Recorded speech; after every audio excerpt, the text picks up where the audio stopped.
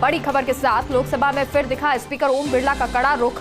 Speaker Birla ने प्रश्न का जवाब दे रहे केंद्रीय मंत्रियों को टोका। पीएम आवास योजना से जुड़े प्रश्न का जवाब दे रही थी राज्य मंत्री के जवाब में ही बीच में बोलने लगे केंद्रीय मंत्री, तो स्पीकर ओम बिरला ने इस पर कड़ी आपत्ति जताई। स्पीकर बिरला बोले, जो मंत्री बोल रहा है वो पूरा बोले, इस तरह दूसरे मंत्री का बीच में आना उचित नहीं है। स्पीकर बिरला ने इस बारे में हाथों हाथ व्यवस्था दी। तो ओम बिरला का ये कड़ा रुख नजर आया, उन्होंने कड़ी आपत्ति जताई और ये कड़ा रुख जिसमें उन्होंने हाथों हाथ इस बारे में व्यवस्था दी कि कोई बीच में ना बोले।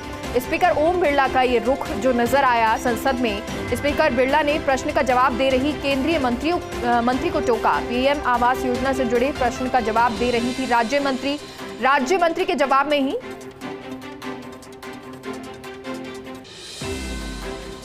एक मिनट बैठे मंत्री जी, मैं ये व्यवस्था देता हूँ। कभी राज्य मंत्री बोलता है, फिर बीच में कैबिनेट में टूट जाता है। या तो एक मंत्री, आप कैबिनेट मंत्री हो तो कैबिनेट मंत्री जवाब दो, बीच में उसको पूरा जवाब देने दो। इंटरफेरेंस बीच में, कभी आधा जवाब दे दो। लेकिन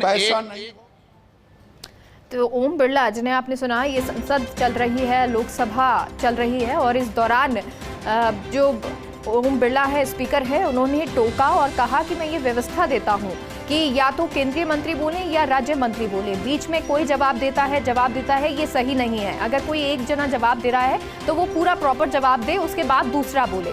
तो ये आज संसद में, लोकसभा में देखने को मिला जब स्पीकर ने टोका और कड़ा रुख नजर आया।